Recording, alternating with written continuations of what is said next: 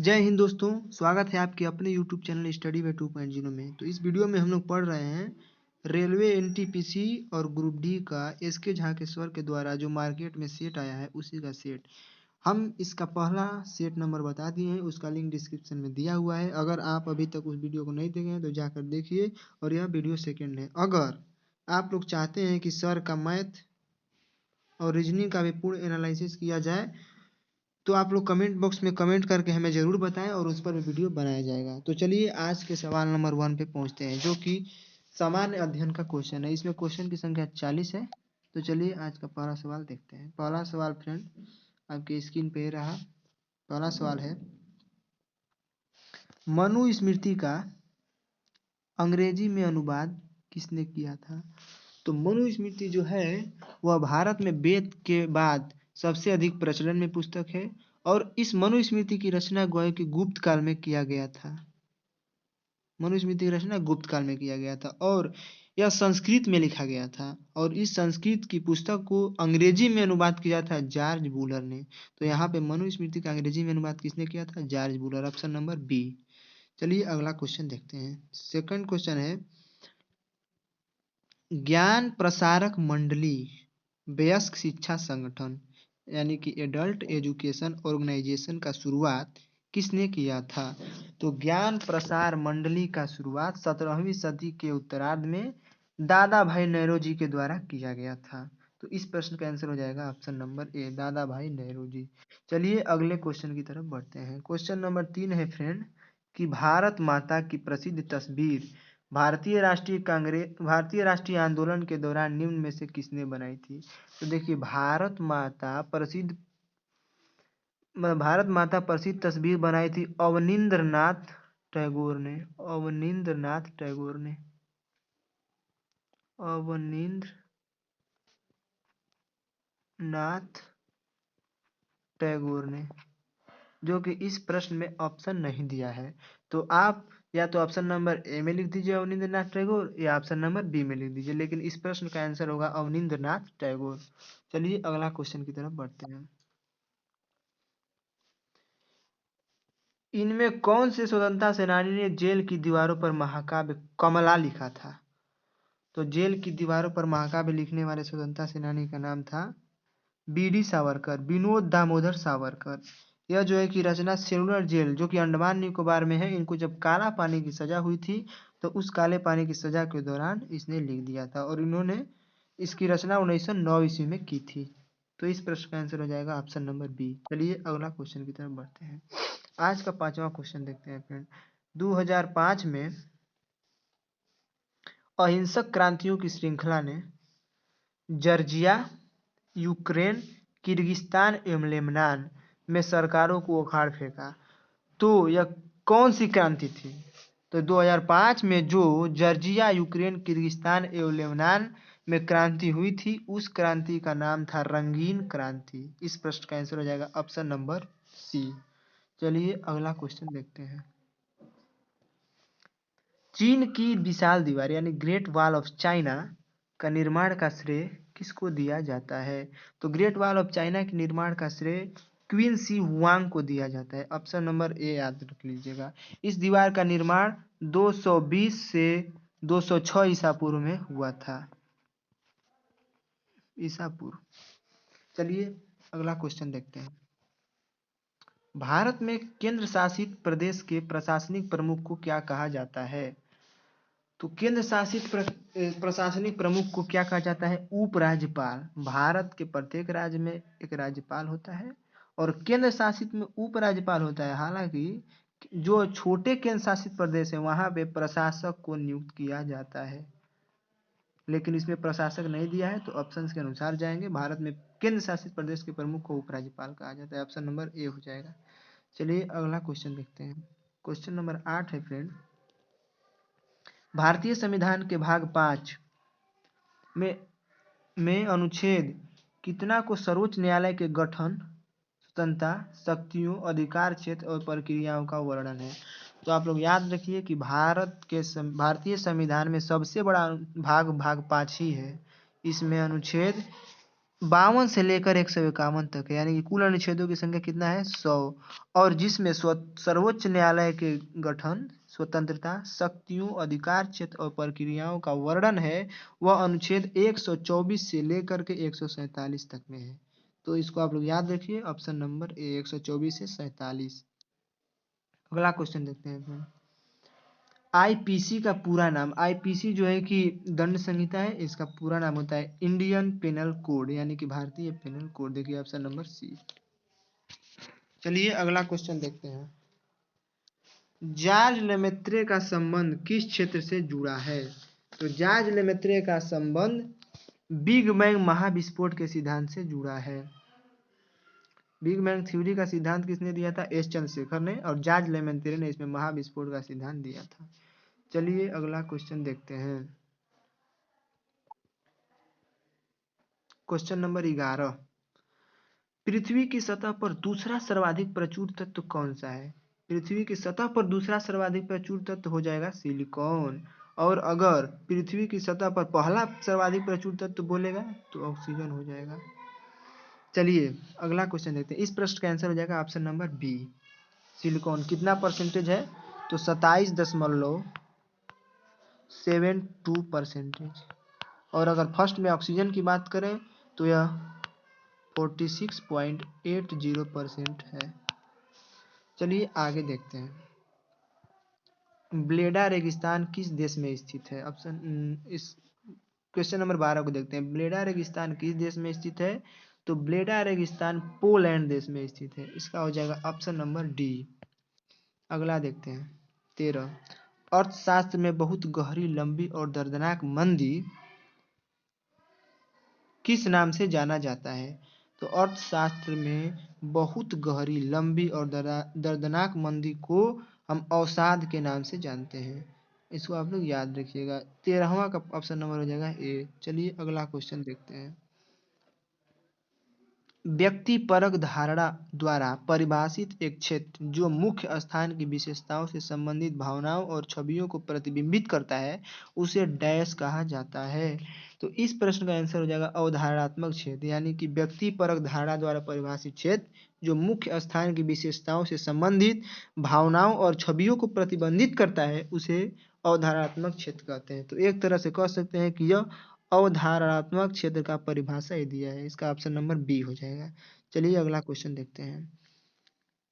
Mural paintings का भारत में विकास कब तक हुआ था? तो म्यूरल पेंटिंग्स का भारत में विकास 2री शताब्दी ईसा पूर्व से 10वीं शताब्दी ईसा पूर्व तक हुआ था। इसका हो जाएगा ऑप्शन नंबर ए। आप लोग याद रखिएगा। चलिए अगला क्वेश्चन देखते हैं। 16। निम्न में कौन सी मात्रा और उसका एसआई मात्रक सही रूप नहीं है? निम्न में कौन सी मात्रा और उसका एसआई मात्रक सही रूप नहीं है? फ्रीक्वेंसी, फ्रीक्वेंसी का हर्ज होता ही है। फ्रीक्वेंसी को हिंदी में आवृत्ति कहते हैं और इसका एसआई मात्रक हर्ज होता है। दूसरा ऑप्शन है मैग्नेटिक फ्लक्स, मैग्नेटिक फ्लक्स का एसआई मात्रक होता है। तीसरा ऑप्शन देखते हैं प्रेशर, प्रेशर यानी दाब का एसआई मात्रक पास्कल होता है। इलेक्ट्रिक कंडक्शन का एसआई मात्रक सीमेंस होता है। तो मैग्नेटिक फ्लक्स का यहाँ पे गलत है और इसमें यही पूछा है कि सही नहीं है, इसलिए इसका ऑप्शन नंबर बी हो जाएगा। इसका जो है कि चलिए अगला क्वेश्चन देखते हैं। एक गतिशील वस्तु अनिवार्य रूप से डैश ऊर्जा प्राप्त करती है। तो एक गतिशील वस्तु अनिवार्य रूप से गतिज ऊर्जा प्राप्त करती है, क्योंकि गतिशील वस्तु में गतिज ऊर्जा होता है। चलिए अगला क्वेश्चन देखते हैं। Question number 18। एक ब्लॉटिंग पेपर स्याही किस क्रिया द्वारा सोखता है? तो एक ब्लॉटिंग पेपर स्याही केशिकत्व क्रिया द्वारा स्याही को सोखता है। तो इसका हो जाएगा केशिका क्रिया, यानी कि कैपिलरी। Option number B. अगला क्वेश्चन देखते हैं। किसी माध्यम में एक कण 2.5 सेकेंड में 40 कंपन पूर्ण करता है तो तरंग की आवृत्ति, तो आवृत्ति की डिफिनेशन होती है कि 1 सेकेंड में किए गए दोलनों की संख्या को क्या कहते हैं? आवृत्ति कहते हैं। तो आप लोग देख सकते हैं कि 2.5 सेकेंड में 40 दोलन, तो 1 सेकेंड में कितना दोलन हो जाएगा, यानी कि 1 सेकेंड में हो जाएगा 40 गुणे 1/2.5, और यहाँ से जब इसको हल करते हैं तो आएगा 16 हर्ट्ज। इसका हो जाएगा ऑप्शन नंबर ए आंसर। आवृत्ति का आप लोग डिफिनेशन याद रखिए, 1 सेकेंड में किए गए दोलनों की संख्या को आवृत्ति कहते हैं। अगला क्वेश्चन, निम्न में से किस उपकरण में केवल उत्तल लेंस का प्रयोग किया जाता है? तो केवल उत्तल लेंस में माइक्रोस्कोप का प्रयोग किया जाता है। इससे वस्तु को बड़ा देखने के लिए किया जाता है। इसमें कम फोकस दूरी वाला उत्तल लेंस का प्रयोग किया जाता है माइक्रोस्कोप में, जिससे वस्तु बड़ा दिखाई देती है। मिश्रण प्रकृति में क्या होता है? अगला क्वेश्चन, मिश्रण प्रकृति में क्या होता है? ऑप्शन है समांगी, विसमांगी, समांगी और विसमांगी दोनों यौगिक। तो मिश्रण प्रकृति में समांगी भी होती है और विसमांगी भी होती है। इसको तो आप ऑप्शन से ही बना सकते हैं। इसका ऑप्शन नंबर सी हो जाएगा। चलिए अगला क्वेश्चन देखते हैं, 22 नंबर क्वेश्चन। यदि आप एक दर्पण में देखते हैं और पाते हैं कि छवि आपका परावर्तन आपसे छोटा है, तो दर्पण किस प्रकार का है? अगर दर्पण में आप देख रहे हैं कि छवि आपसे छोटा है तो दर्पण उत्तल दर्पण है, क्योंकि उत्तल दर्पण में वस्तु का प्रतिबिंब हमेशा छोटा बनता है। तो इसका ऑप्शन नंबर डी हो जाएगा। चलिए अगला क्वेश्चन देखते हैं, 23। आधुनिक आवर्त तालिका में कितने समूह और आवर्त मौजूद हैं? तो आधुनिक आवर्त सारणी में 18 समूह और 7 आवर्त मौजूद हैं। इसका ऑप्शन नंबर सी हो जाएगा। आप ऑप्शन से भी देख के जान सकते हैं, क्योंकि 18 तो एक याद ही रहता है समूह किसमें, और किसी में नहीं दिया है, केवल एक ऑप्शन में दिया है, तो आवर्त की संख्या 7 हो जाएगी।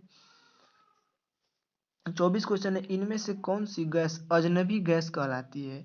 तो अजनबी गैस जो है कि अनोखा गैस के नाम से जानते हैं, या अजनबी गैस वो जेनॉन को जानते हैं। यह सब नियोन, आर्गन और क्रिप्टॉन अक्रिय गैस है।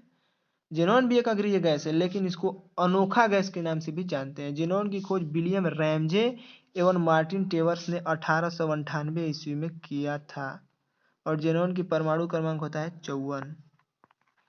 चलिए अगला क्वेश्चन देखते हैं, वह रेडियो समस्थानिक जिसे परिवहन तंत्र में खून के थक्के का पता लगाने हेतु प्रयोग में लाया जाता है, उसका क्या नाम है? तो वह रेडियो समस्थानिक जिसे परिवहन तंत्र में खून का थक्का का पता लगाने के लिए प्रयोग में लाया जाता है, उसका नाम है सोडियम 24। आप लोग याद कर दीजिएगा। देखिए आर्सेनिक 74 जो है कि ब्रेन ट्यूमर में होता है, कोबाल्ट 16 का प्रयोग कैंसर की चिकित्सा में किया जाता है, और I-131 का प्रयोग घेंघा रोग में किया जाता है, और सोडियम 24 जो है कि खून के थक्का रोकने में किया जाता है। तो आप लोग इसका ऑप्शन नंबर डी, और ये सभी याद रख सकते हैं जो कि अभी हमने आपको बताया।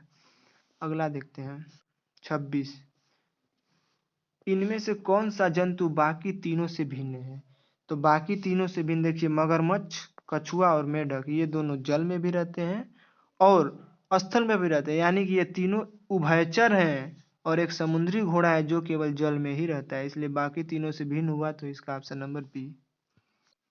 अगला क्वेश्चन देखते हैं, डैश मानव में अमोनिया जो जहरीला है को यूरिया में बदल देता है, यानी कि अमोनिया को यूरिया में बदलने का काम मानव के शरीर में कौन करता है?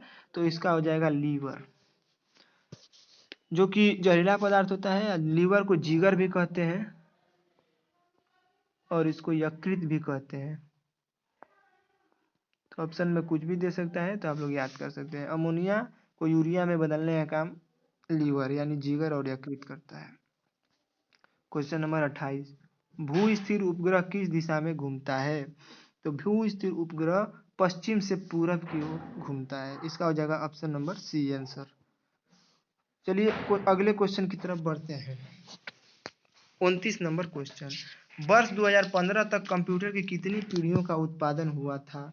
तो वर्ष 2015 तक कंप्यूटर अपनी 5वीं पीढ़ी में पहुंच चुकी थी। इसका हो जाएगा ऑप्शन नंबर बी। अगर देखिए प्रथम पीढ़ी की बात करें तो 1951 से 58 तक, 1951 से 58 तक प्रथम पीढ़ी कंप्यूटर का कहलाता है। अगर दूसरी पीढ़ी की बात करें तो 59 से 64 तक, और अगर तीसरी पीढ़ी की बात करें तो यह 65 से लेकर के 70 तक थी। और चौथी पीढ़ी की बात करें तो यह 70 से 89 यानी 89 तक थी। और यह पांचवी पीढ़ी 89 से लेकर के अब तक है। तो ये पूछा है कि 2015 तक, तो 2015 तक पांचवी पीढ़ी, इसका हो जाएगा ऑप्शन नंबर बी आंसर। चलिए आगे देखते हैं। क्वेश्चन नंबर 30, निम्नलिखित में कौन सा ईंधन न्यूनतम पर्यावरण प्रदूषण उत्पन्न करता है? तो देखिए, न्यूनतम पर्यावरण प्रदूषण उत्पन्न करने के लिए हाइड्रोजन, जो कि जिसको भविष्य का ईंधन भी कहते हैं, यह पर्यावरण को बहुत कम प्रदूषित करता है, तो इसलिए इसका ऑप्शन नंबर बी हो जाएगा। सीएनजी भी है जो कि पर्यावरण को कम करता है, लेकिन हाइड्रोजन इससे भी कम पर्यावरण को प्रदूषित करता है, तो इसलिए ऑप्शन के अनुसार ऑप्शन नंबर बी। चलिए अगला क्वेश्चन देखते हैं। एक बल 2i cap plus 3j cap plus 6k cap द्वारा प्रदर्शित होता है, तो बल का परिमाण क्या होगा? परिमाणी बल ज्ञात करना है, तो इसको फार्मूला होता है अंडर रूट में a square plus B square plus C square, और ए बी सी क्या है? इसी का संख्यात्मक मान। ये देखिए 2 है या 3 है या 6, यह ए है या बी है और यह सी है। यहाँ से आप रख के काउंट कर सकते हैं। देखिए 2 का स्क्वायर करेंगे तो 4, और 3 का स्क्वायर करेंगे 9, और 6 का स्क्वायर करेंगे 36। अब तीनों को जोड़ देते हैं, 36 4 40, और 40 में 9 जोड़ेंगे 49, और रूट 49 का मान होता है 7, और 7 मात्रक हो जाएगा। तो देखिए 7 मात्रक किस ऑप्शन में दिया है? ऑप्शन नंबर बी में, तो इस प्रश्न का आंसर हो जाएगा ऑप्शन नंबर बी। चलिए अगला क्वेश्चन देखते हैं। क्वेश्चन नंबर 32, कौन सा राज्य स्थानीय लोगों के लिए सरकारी नौकरियों की 100% सीटों को आरक्षित करने वाला देश का पहला राज्य बन गया है?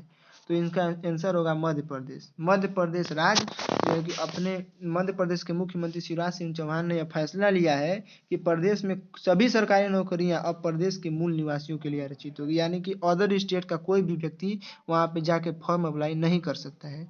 तो चलिए अगले क्वेश्चन की तरफ बढ़ते हैं। क्वेश्चन नंबर है 33। क्वेश्चन है, पुस्तक नेशनल सिक्योरिटी चैलेंजर्स किस व्यक्ति द्वारा लिखा गया है? तो नेशनल सिक्योरिटी चैलेंजर्स के रचयिता आर के भदौरिया हैं। चलिए आगे क्वेश्चन की तरफ बढ़ते हैं। हाल ही में प्रकाशित की गई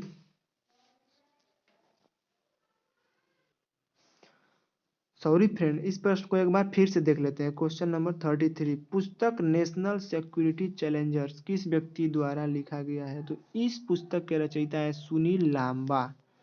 नेशनल सिक्योरिटी चैलेंजर्स के रचयिता है सुनील लांबा। आगे देखते हैं। Question number 34,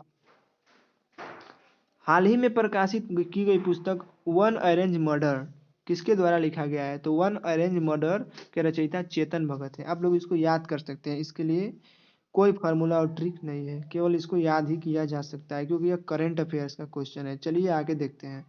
question number 35, Bharat की पहली किसान रेल का परिचालन किन दो स्थानों के मध्य किया गया? तो पहले किसान रेल का परिचालन देवलाली से दानापुर के बीच किया गया कोविड-19 में, तो इस प्रश्न का आंसर हो जाएगा ऑप्शन नंबर सी। चलिए आगे देखते हैं। 36, एशिया का सबसे बड़ा power plant Rewa solar plant किस राज्य में स्थापित किया गया है? तो रीवा सोलर प्लांट मध्य प्रदेश राज्य में स्थापित किया गया, जो एशिया का सबसे बड़ा पावर प्लांट है। इसको याद कर सकते हैं, ऑप्शन नंबर डी।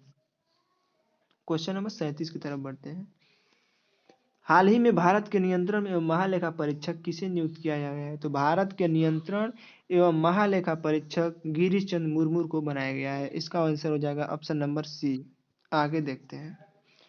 29 अगस्त को राष्ट्रीय खेल दिवस के अवसर पर 5 खिलाड़ियों को राजीव गांधी खेल रत्न पुरस्कार प्रदान किया गया। निम्नलिखित में से उनमें कौन शामिल नहीं है? तो देखिए इस प्रश्न का आंसर हो जाएगा option number D Jasprit Bumrah. और 5 खिलाड़ियों को जो है कि मिला गया, और क्रिकेट के क्षेत्र में मिला गया है रोहित शर्मा को। आगे देखते हैं। विनेश फोगाट, विनेश फोगाट को कुश्ती में दिया गया है। मरियप्पन टी को पैरा एथलीट में दिया गया है, पैरा एथलीट। और मानिक बत्रा को टेबल टेनिस में दिया गया है। और आगे हैं रानी रामपाल को हॉकी में दिया गया है। और रोहित शर्मा को जो है क्रिकेट में आपको बता ही दिए। अब यहाँ से 5 हो गए। चलिए आगे देखते हैं। इस प्रश्न का आंसर हो जाएगा option number D, Jasprit Bumrah को नहीं मिला है। क्वेश्चन नंबर 39, प्रधानमंत्री नरेंद्र मोदी ने स्वतंत्रता दिवस के अवसर पर किस क्षेत्र को 1000 दिन में भारत के मुख्य भूमि से जोड़ने के लिए ऑप्टिकल फाइबर लिंक स्थापित करने की घोषणा की है? तो देखिए आप लोग इसको ऑप्शन से भी पकड़ सकते हैं, क्योंकि जोड़ेंगे तो अपने क्षेत्र को जोड़ेंगे। और मालदीव एक अलग देश है, इंडोनेशिया भी एक अलग देश है, और मॉरिशस भी एक अलग देश है। तो इस प्रश्न का आंसर हो जाएगा लक्षद्वीप। और लक्षद्वीप क्या है? भारत का एक केंद्र शासित प्रदेश है, जो कि भारत की मुख्य भूमि से अलग है और अरब सागर में स्थित है। तो इस प्रश्न का आंसर हो जाएगा ऑप्शन नंबर बी, लक्षद्वीप। चलिए आगे बढ़ते हैं। कोई आज का लास्ट क्वेश्चन फ्रेंड, दिसंबर 2019 में 55वां ज्ञानपीठ पुरस्कार 2019 से किसे सम्मानित किया गया? तो दिसंबर 2019 में 55वां ज्ञानपीठ पुरस्कार से अक्कीतम उच्च्यूतन को सम्मानित किया गया। इस प्रश्न का आंसर हो जाएगा ऑप्शन नंबर सी। तो फ्रेंड, अगर आप लोग चाहते हैं कि मैथ और रीजनिंग का भी इसी तरह वीडियो दिया जाए तो आप लोग कमेंट बॉक्स में कमेंट जरूर करें। और अगर वीडियो पसंद आई हो तो चैनल को सब्सक्राइब और वीडियो को लाइक और शेयर जरूर करें। धन्यवाद।